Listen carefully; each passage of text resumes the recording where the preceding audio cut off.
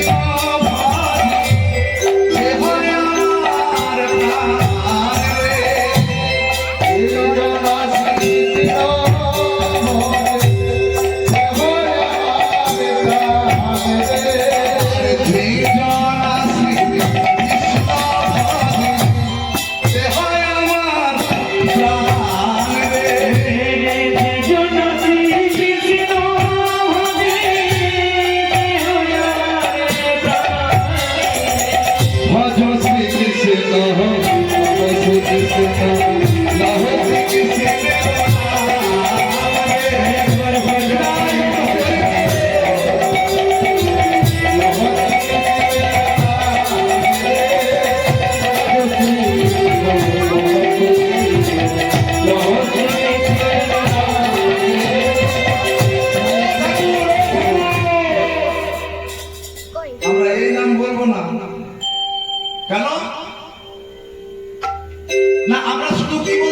শ্রী কৃষ্ণ, কহ শ্রী কৃষ্ণ, কহ শ্রী কৃষ্ণের নাম রে। ভজ শ্রী কৃষ্ণ, আমরা রাধার নাম তো বলতে পারছি না, শুধু তো কৃষ্ণের নাম ভজানো হচ্ছে। তাহলে ঠাকুর এমন কোন নাম নাই? মহাপ্রভুকে জিজ্ঞাসা করছে, এমন কোন নাম নাই যেটা ভজনা করলে রাধা গোবিন্দ দুই ভজনা হয়ে যাবে?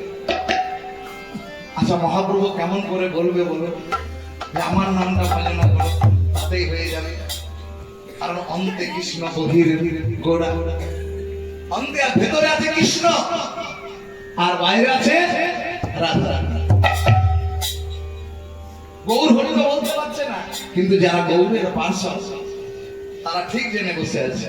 বলছে প্রভু আমরা জানি যে কার নাম ভজনা করলে রাধা কৃষ্ণ একসঙ্গে ভজনা হবে, আর আমরা তারই নাম করবো। আমরা কি বলবো জানো? ভজ গৌরাঙ্গ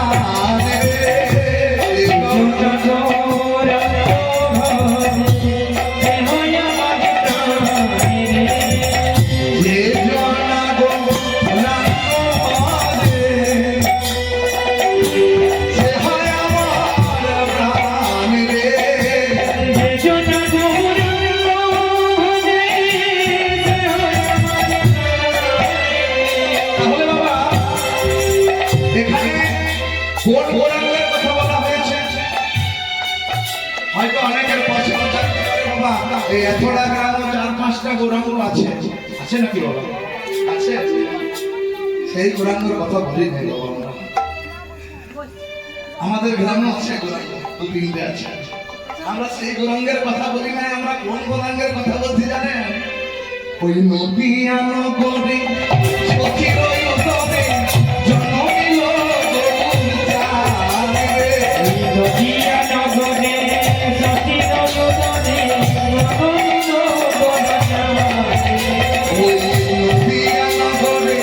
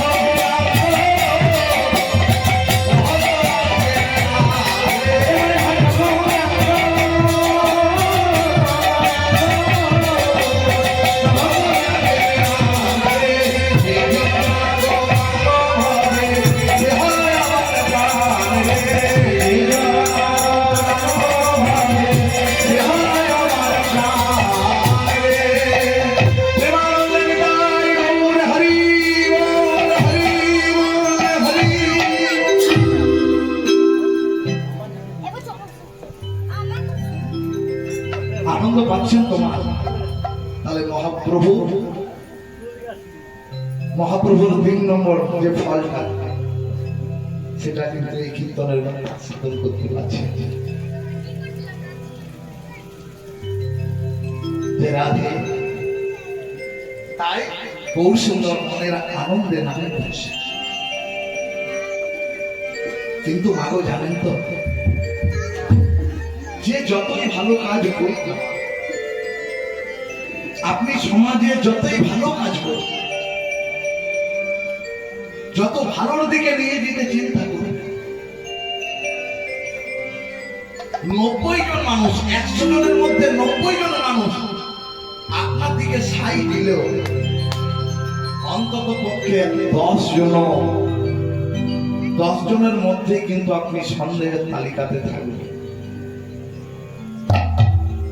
আপনি যতই ভালো কাজ করুন সমাজে, সকলে ভালো বললেও কেউ না কেউ আপনাকে কিন্তু বলবে না, এত ভালো কাজ করছে, নিশ্চয়ই কোনো ব্যাপার আছে, নিশ্চয়ই কোনো বড়াই গন্ডগোল আছে, তাছাড়া এত ভালো কাজ করবে কেন? আমরাই দেখবেন মাঝে মধ্যে বলি, আমরা শুনেছি, কারণ আমার তখন বলার সময় হয় না, মানে মেয়ের বিয়ে দিয়েছি, ছেলের বিয়ে কোনো হয় না, ছেলে এই যে বসে করতাল বাজাচ্ছে আমার সঙ্গে, ঠিক হলো বাজাতে পারে, তাই মাঝে মধ্যে আমরা শুনতাম যে বৌমাকে বলতে, কিরে কি ব্যাপার, শাশুড়ি মা বলতেন কি ব্যাপার, আজ বৌমা সকাল থেকে বেশ সুন্দর কাজ করছে, হ্যাঁ আজ অনেক তাড়াতাড়ি কাজ করে দিয়েছে, হ্যাঁ গো কি ব্যাপার, কালকে বাপের বাড়ি যাবে, কাজ করলেও যাও, ভালো কাজ করলেও যন্ত্রণা কিন্তু ভোগ করতে হবে। ঠিক সেই গৌরাঙ্গ মহাপ্রভু সকলকে ডেকে ডেকে নাম বিতরণ করছেন, পাড়ার সকলেও তাকে ভালো বললেও কিছু নবর দ্বীপে নির্লোকে সমাজে আছে যারা তাকে গৌরাঙ্গ মহাপ্রভুকে তারা ভালো বলে না, ভালো বলে না,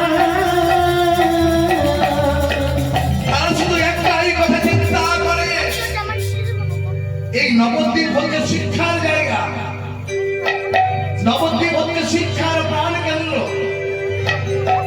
সত্যি বাবা, আজকের দিনে যেমন কলকাতা হচ্ছে সারা বাংলার শিক্ষা কেন্দ্র, ঠিক সেই তখনকার দিনে এই নবদ্বীপ ছিল এই ভারতবর্ষের মূল শিক্ষা কেন্দ্র।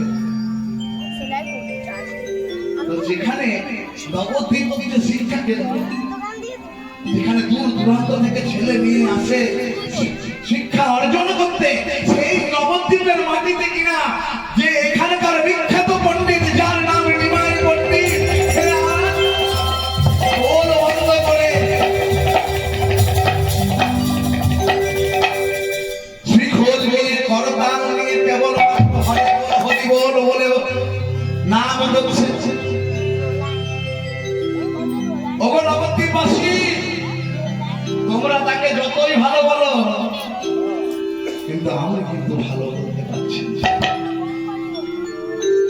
ও তোমরা কে বলো গৌরাঙ্গ ভালো গো, তোমরা কে বলো গৌরাঙ্গ ভালো, তোমরা কে বলো গৌরাঙ্গ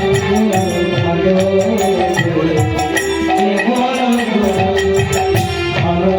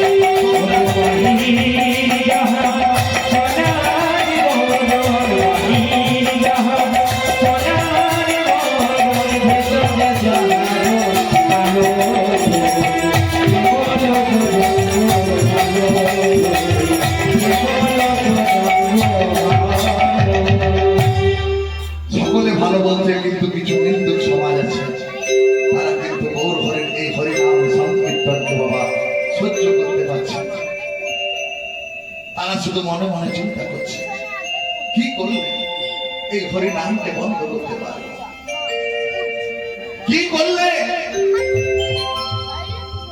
এই নবদ্বীপ থেকে সুচির ছেলেটাকে তাড়িয়ে দিতে পারবে। সারাদিন ধেই ধেই করে কলকাতা নিয়ে কেন্দ্র করা, সেটা কি সহ্য করা যায়? চেষ্টা করেছিলেন, তারা চেষ্টা করলেন জগায় মাথায়, চেষ্টা করলেন জগায় মাথায় কে নিয়ে, কিন্তু কোনো ফল হলো না।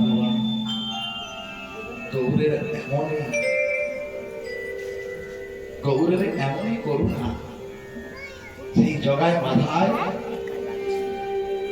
সেই মাথায় জগায় মাথায় যারা কিনা নামকে বন্ধ করতে গেছিল,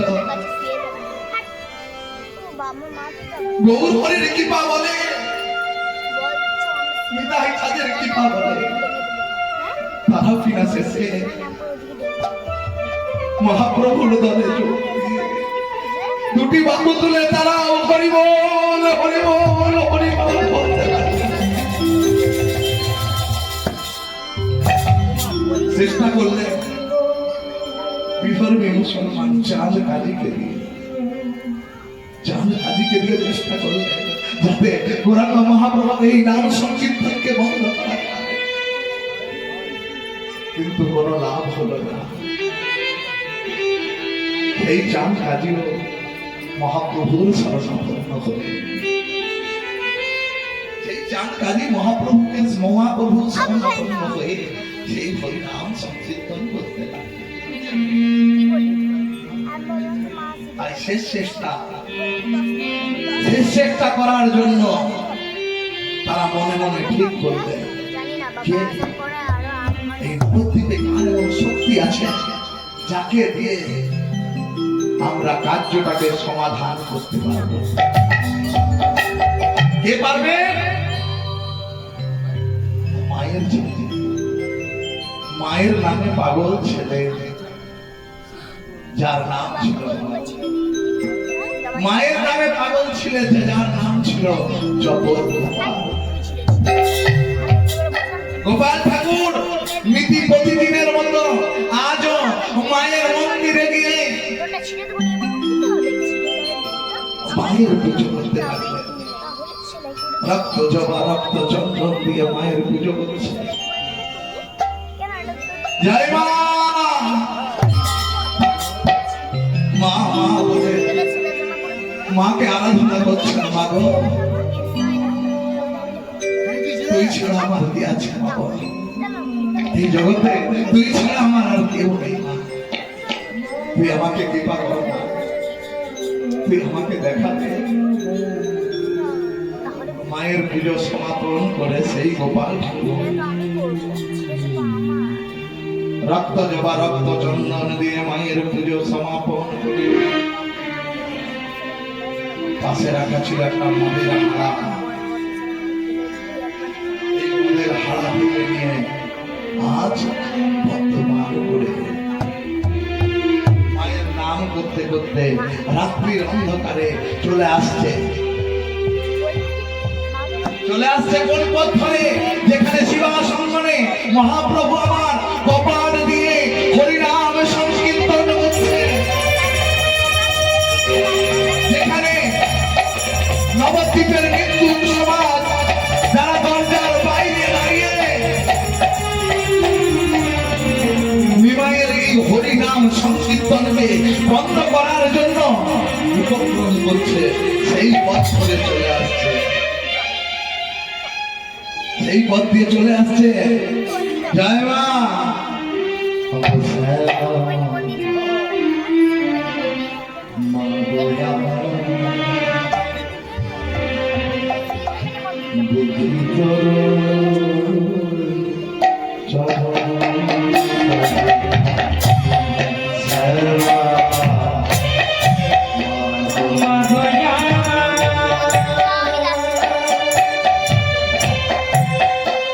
দেখি মা তোর নয়ন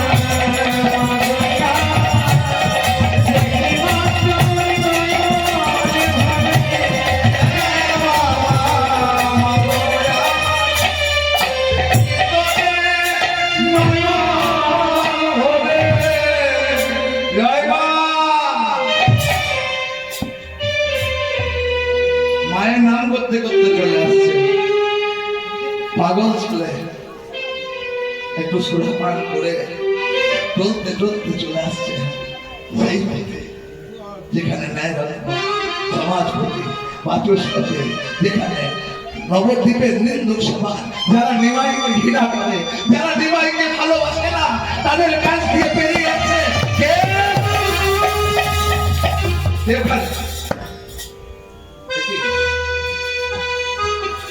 আপনারা। হ্যাঁ, আপনারা কি করছেন এখানে? আপনারা কি করছেন? কি করছেন এখানে? ও বুঝেছি, দিনের বেলা নিমাইয়ের নামে নিন্দা করেন। হ্যাঁ, দিনের বেলায় নিমাইয়ের নামে নিন্দা করেন, আর রাতের অন্ধকারে ওই নিমাইয়ের মধুর নাম সংকীর্তন শ্রবণ করার জন্য দরজার বাইরে দাঁড়িয়ে আছেন। গোপাল,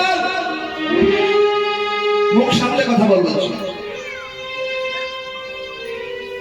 কে নাম শোনার জন্য দাঁড়িয়ে আছে? আমরা না, আমরা নাম শোনার জন্য দাঁড়িয়ে। তবে কি জন্য দাঁড়িয়ে আছেন এখানে? আমরা এই নামটাকে বন্ধ করার জন্য দাঁড়িয়ে আছি।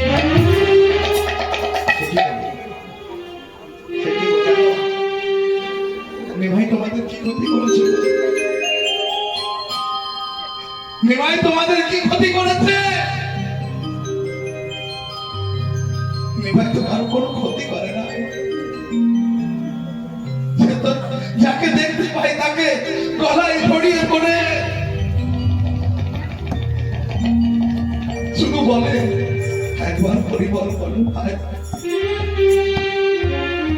একবার কৃষ্ণ নাম বলো। সে কাউকে বাকি দেয় না, কাউকে বাদ দেয় না, সকলকে ডেকে বলে, সকলকে ডেকে বলে একবার হরিবল হরিবল, একবার বলো ভাই।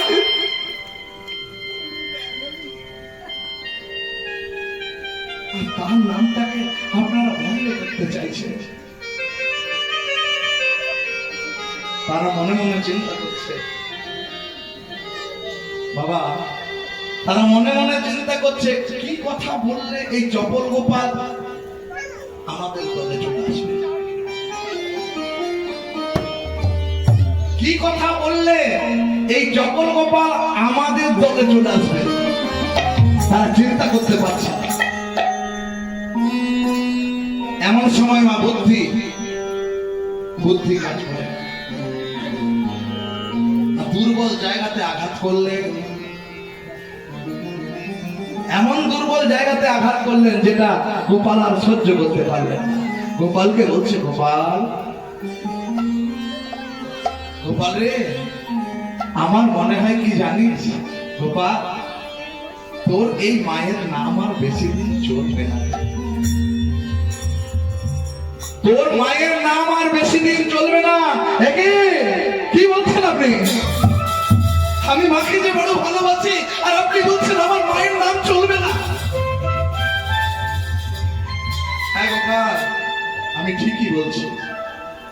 আচ্ছা বলো তো গোপাল, সকলে যদি খোল করো তাল নিয়ে হরে কৃষ্ণ বলে, তাহলে তোমার মায়ের নাম কি আমার ভজন? ঠিকই বলেছেন, আপনারা ঠিক বলেছেন।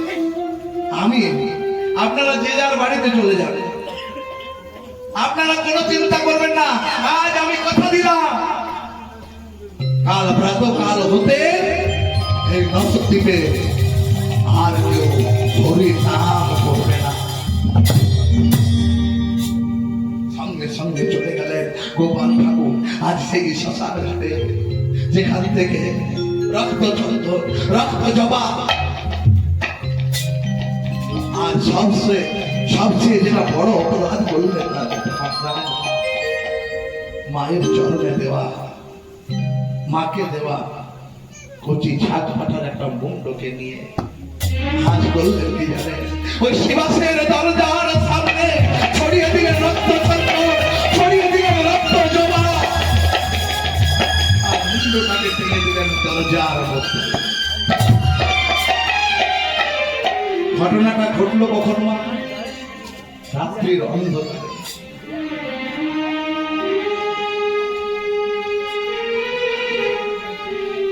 ঘটনাটা ঘটলো রাত্রির অন্ধকারে। গোপাল ঠাকুর ভাবলো কেউ দেখতে পায় না, কিন্তু অন্তর্যামী গৌর হরি অন্তরে জেনে মনে মনে চিন্তা করছে, ওরে গোপাল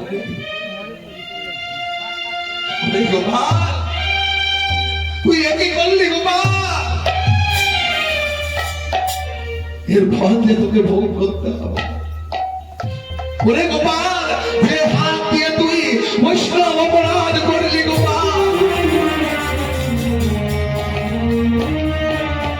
আমি তোকে অভিশাপ করলাম। এই হাত থেকে শুরু করে তুই সারা শরীর তুমি কি রক্ত খুঁজে তোর ভরে যাবে। অভিশাপটা জানতে পারলেন না গোপাল ঠাকুর, আর সারা নবদ্বীপ জানতে পারলেন না গোপালের অপরাধটা, কিন্তু একজন জানতে পারলেন। আর জেনে শিবাসকে বলছে, শিবাস, ও শিবাস, আর আমার নামে প্রেম আসছে না শিবাস, আর আমার নামে প্রেম আসছে না। তুমি এক কাজ করো, তুমি পথ পরিষ্কার করে দাও, আমি গঙ্গা স্নান সেরে মায়ের কাছে যাবো। হ্যাঁ, আমাকে যেতে আজ একটু মায়ের কাছে যেতে হবে, আমার আর মন ভালো লাগছে। শিবাস মহাপ্রভুর কথা শুনে শিবাস করেছে কি পথ পরিষ্কার করছে। পথ পরিষ্কার করতে করতে সেই না দরজা খড়ি খুলেছে। অমনি শিবাস আঘাত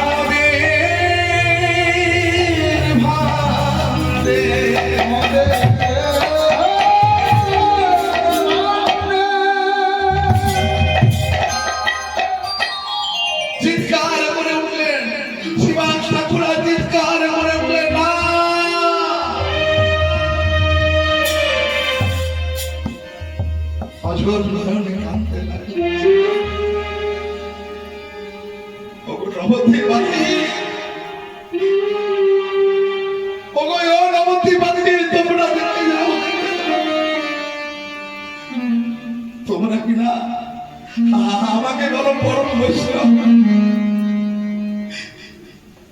তোমরা কিনা আমাকে বলো পরম বৈষ্ণব, কিন্তু আমি এখনো বৈষ্ণব হতে পারলাম না।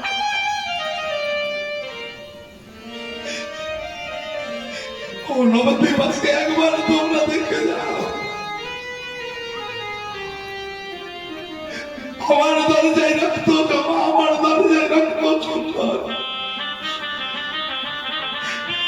আমি যে এখনো বৈষ্ণব হতে পারলাম। পথ পরিষ্কার করে দিলেন, পথ পরিষ্কার করে দিলেন। গরমে মহাপ্রভু মায়ের কাছে চলে আর প্রাতঃকালে শিবাসের এমন দশা দেখে সেই পথ দিয়ে পার হয়ে যাচ্ছিলেন গঙ্গা স্নানে। অগণিত ব্রাহ্মণ বৈষ্ণব তারা ধ্যান করতে করতে চলে যাচ্ছে গঙ্গা স্নানে। শিবাসের মুখে এই কথাগুলি শুনে কেউ বা বইতে ধরে, কেউ বা সিকি ধরে অপরাধীর প্রতি অভিশাপ করতে যাচ্ছে। কিন্তু বাবা শিবাস তৎক্ষণাৎ তাদের চরণে যুগল ধরিয়া ধরে বলতে, কি করছেন আপনারা? আপনারা কি করছেন? কাকে অভিশাপ করছেন? কেন? যে তোমার দরজায় অত্যাচার করেছে তাকে তোমরা অভিশাপ দিও না, তাকে অভিশাপ দিও না, তাকে পারলে দু হাত তুলে আশীর্বাদ করো। তাকে ভালো বিবাহ করে আশীর্বাদ করো। কেন জানো, সে আজ আমাকে জানিয়ে দিয়ে গেল, ওগো শিবা, তুমি মহাপ্রভুকে দরজা বন্ধ করে রেখো না। কেন জানো, এই নবদ্বীপ মাঝে আমি এখনো যে পতি পড়ে আছি, এখনো পতিতি পড়ে আছি। তোমার মহাপ্রভুকে বলে আমার মতো পতি থেকে তুমি উদ্ধার করে দাও শিবা। আমি যে এখনো পথিক পড়ে আছি, তাই পারলে তোমরা তাকে আশীর্বাদ করো, যেন গৌর গৌরাঙ্গ তাকে অচিরে কৃপা প্রদান করে।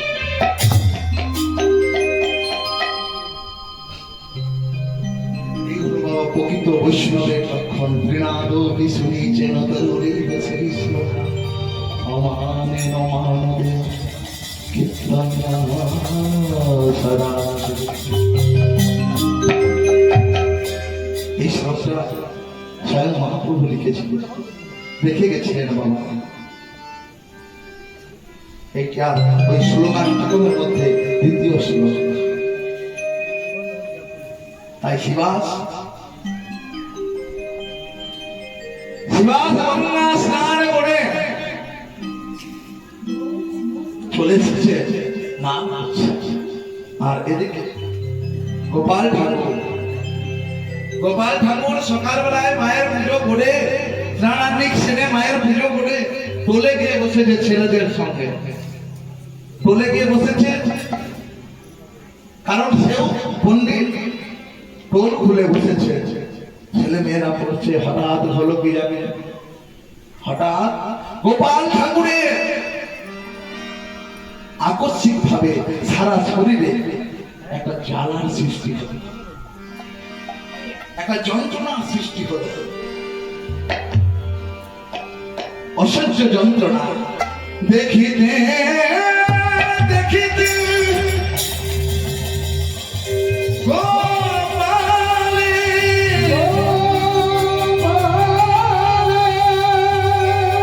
সারা শরীরে হইল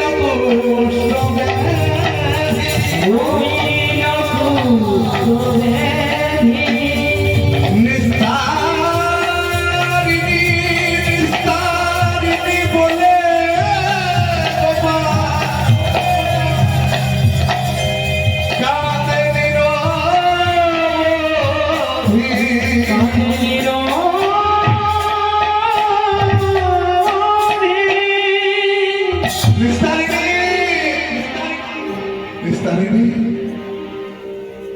দেখো না নিস্তারিণী, দেখো আমার সারা শরীর কেমন জ্বালা করছে, আর যেখানটায় জ্বালা জোড়ানোর জন্য আমি হাত দিয়ে চেষ্টা করছি সেখানটায় কেমন যেন ফুলে যাচ্ছে। নিস্তারিণী সে কি করছে,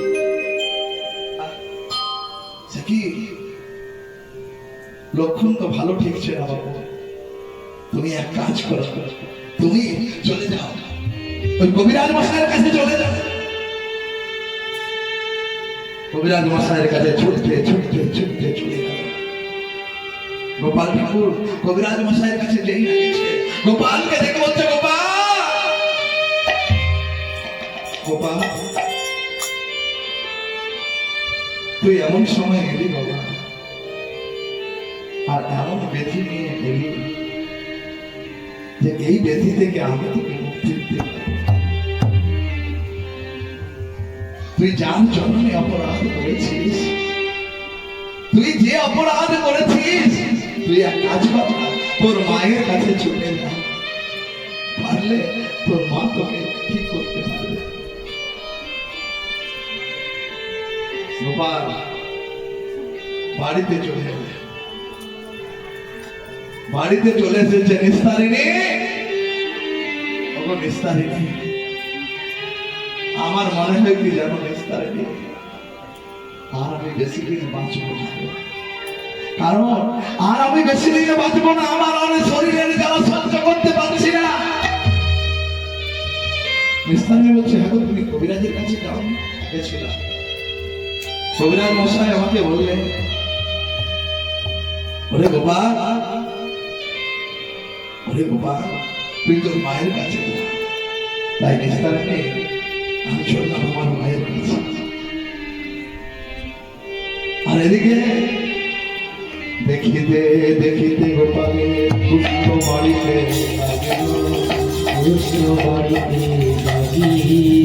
অসংখ্য কৃমিকীটের দংশন গোপালে আমার সইতে না পারে। মা,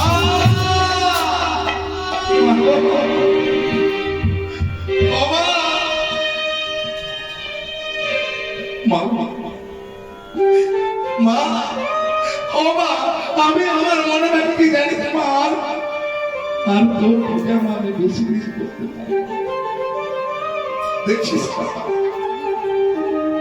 আমার সারা শরীরে কেমন রক্ত তুলে ঘুরে গেল, আর আমি তোর পূজা করতে পারবো না। মা, মাগো একবার বলে দে না, কি করলে আমি এই জ্বালা যন্ত্রণা থেকে মুক্তি পাবো। আর জানিস মা, আজ যদি তুই আমাকে বললে না দিস, তাহলে আমি আজ তোর কাছে প্রতিজ্ঞা করছি মা, এই তোর মন্দিরে আমি মাথা করে প্রাণ বিসর্জন দিয়ে দেব।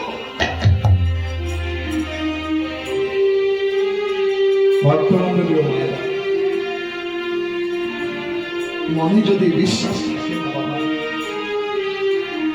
মনে যদি ভক্তি থাকে না, একটা মাটির মূর্তি, একটা মাটির প্রতিমা কথা বলে, একটা মাটির মূর্তি তো কথা বলে যদি মনে ভক্তিটা থাকে।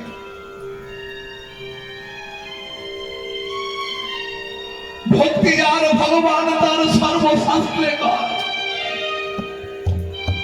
ভক্তি না থাকিলে হৃদয়ে ভগবানকেও দেখিলে কিবা হয়। ভক্তি যদি থাকে, মাটির মূর্তির মধ্যে আপনি ভগবানকে দেখতে পাবেন। আর ভক্তি যদি না থাকে, স্বয়ং ভগবান আপনার কাছে, আপনার বাড়িতে এলে তাকে দূর দূর করে দাঁড়িয়ে দেবে।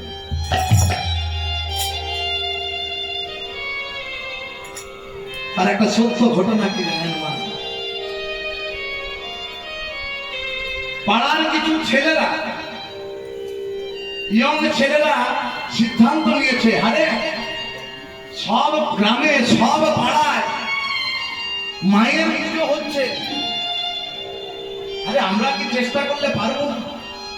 বলছে ভাই পারবি, তবে জানিস দেখবি চাঁদা পাঁচা করে সব চেষ্টা করে সব কিছু জোগাড় করতে পারবি, কিন্তু ওই পুরোহিত মশাই জোগাড় করা বড়ই কঠিন। যে গ্রামে আছে সেই গ্রামে কোনো কঠিন নাই, কিন্তু যে গ্রামের কথা বলছি সেই গ্রামে ছিল না। ছেলেরা বলছে এক কাজ কর, আর তো দেরি নেই, কালকে তো মায়ের পুজো, তাই কোন রকম ভাবে বলে কই একটা মাটির মূর্তি বানিয়েছে মায়ের, তাল পাতার খড়গ, তাল পাতার জিভা, মাটির মূর্তি একটা কিনে এনেছে তারা। সকাল থেকে তোড়জোড় করেছে, মায়ের একটা সুন্দর প্যান্ডেল তৈরি করেছে, মাকে বসিয়েছে। আর পুরোহিত খুঁজতে বেশি বেরিয়েছে, তার আগের দিনে পুরোহিত খুঁজতে গেছিল পাড়ার সকল ছেলে মিলে, চল দেখে আসি। সব জায়গায় গেল, বলছে না সময় মতো আমরা পুজো করতে পারবো না। তাহলে কি হবে না, পাড়ার লোকেরা বললো ওই গ্রামের ওই প্রান্তে দেখছো না একটা তাল পাতার কুড়ে ঘর, সেখানে একটা পুরোহিত ঠাকুর আছে, যদি তার কাছে যাও তবে সে পুজো করতে পারবে, কারণ তাকে দিয়ে বিশেষ কেউ পুজো করাই বলে আমাদের ধারণা।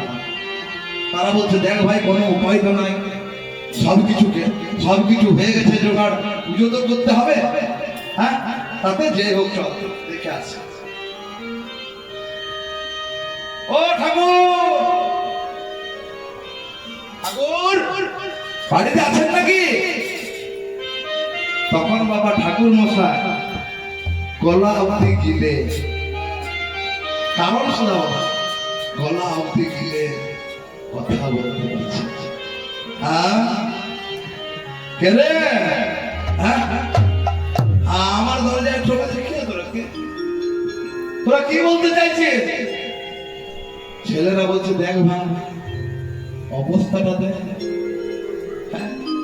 আরে গোলা অব্দি গিলে আছে না, দাঁড়াতে পারছে না, আর সে কিনা করবে মায়ের পুজো। বলছে দেখ ভাই বইতে পারছে কিনা দেখে দেখ। বাকি উনি ওনার কর্ম করবেন, আমরা আমার কর্ম করব, মা সবই বুঝে বলে দেন। কালকে যেন মায়ের পুজো করতে যায়। ঠাকুর মশাই কালকে আমাদের গ্রামে কিন্তু পুজো করতে যেতে হবে, আমাদের পাড়ায়। ঠিক আছে বেশ যাবো। আর তবে কি কি লাগবে ফর্দটা করে দেন, একটা ফর্দ করে দেন, তাহলে কি আনবো? ও তোরা যা পারবি কিনবি, তবে আমি যেগুলো বলে দিচ্ছি ওইগুলো নিয়ে আসি।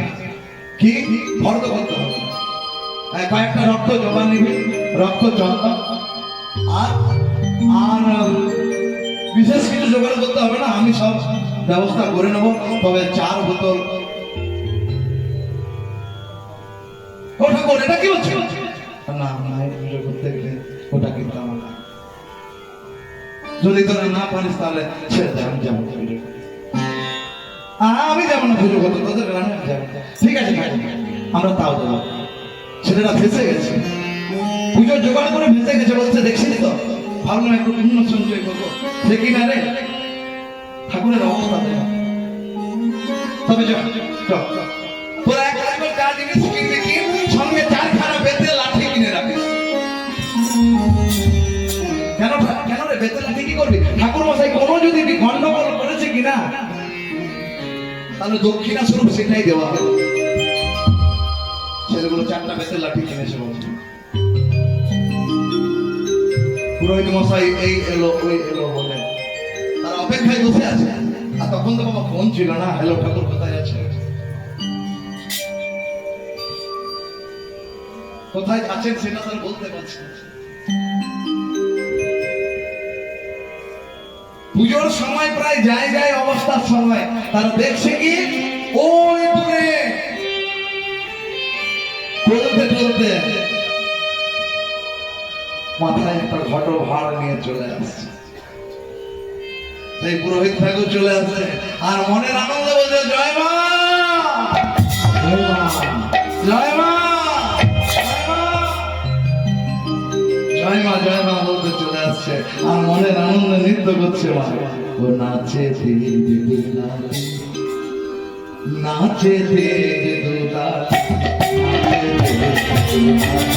বিদায় করতে হবে। হরি বল। নাচে ধীরে দুলালি,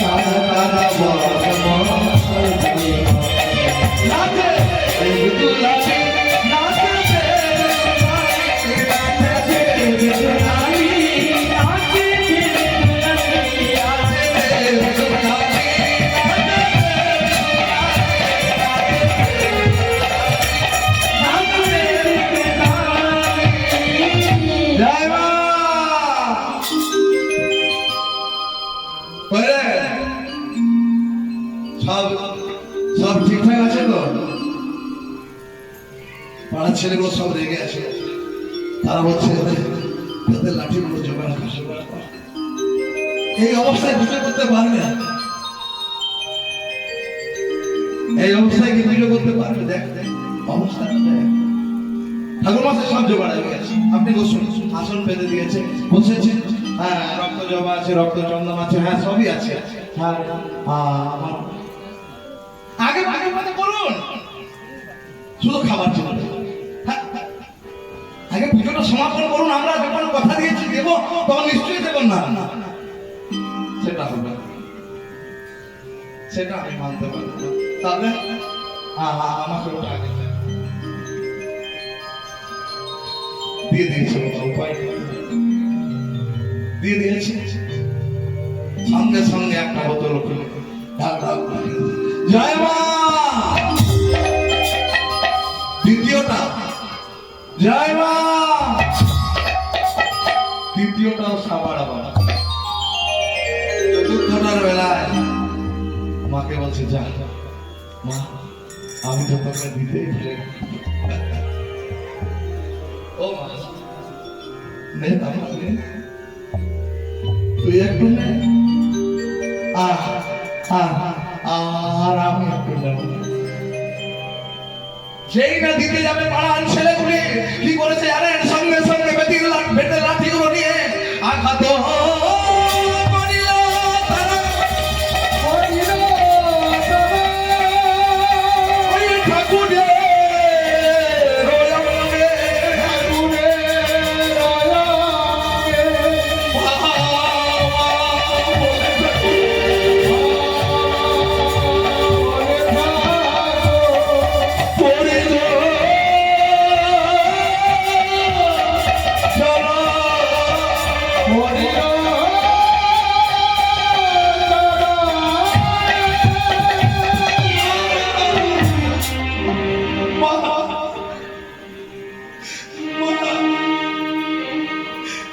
তুমি কি এখনো চুপ করে দাঁড়িয়ে থাকবে? তুই কি এখনো চুপ করে দাঁড়িয়ে থাকবে? সত্যি যদি মা আমি তোকে কোনদিনে পুজো করে থাকি, তাহলে তুই উত্তর দে মা, তুই উত্তর দে। এই বলে মায়ের হাতে ওই তাল পাতার খড়গোটা নিয়ে সেই ঠাকুর মশাই বললেন কি ওই মাটির মূর্তির উপরে হাতের উপরে মারলেন একটা কোপ। আর সেই একটা কোপ মেরেছে, সেই মৃন্ময়ী মায়ের মাটির মূর্তি থেকে ফিরিকি দিয়ে রক্ত পাড়া ছেলেরা সব ভয়ে পড়ে দিচ্ছে। যাকে আমরা মাতাল ভাবলাম, তারা সঙ্গে সঙ্গে সেই ঠাকুর মশাইয়ের চরণ ধরে ক্ষমা চাইলেন। অপরাধ হয়েছে, তুমি আমাদের ক্ষমা করে দাও। তাহলে মানুষ যদি ভক্তি থাকে না, যদি বিশ্বাস থাকে, তাহলে একটা মাটির মূর্তি তো কথা বলে না। কিন্তু আমরা সেই বিশ্বাসের জায়গাটাকে তৈরি করতে পারছি না। আমরা সেই বিশ্বাসের জায়গাটা তৈরি করতে পারছি না। আমরা সময় দিতে পারছি না, ভজনের সময় দিতে পারছি না। গোবিন্দ বলেনি তুমি সর্বদা 24 ঘন্টায় আমার নাম করো, সেটা কোনোদিন বলেনি। কি বলেছো? সারাদিন তুমি তোমার জেলার কাজে বন্ধ থাকো, অন্তত 5 মিনিট আমার জন্য নির্জনে একান্তে বসে একটু হাকৃষ্ণ রাম কৃষ্ণ বলে কাঁদো, একটু রাধে রাধে বলে কাঁদো, এতে আমি সন্তুষ্ট হই।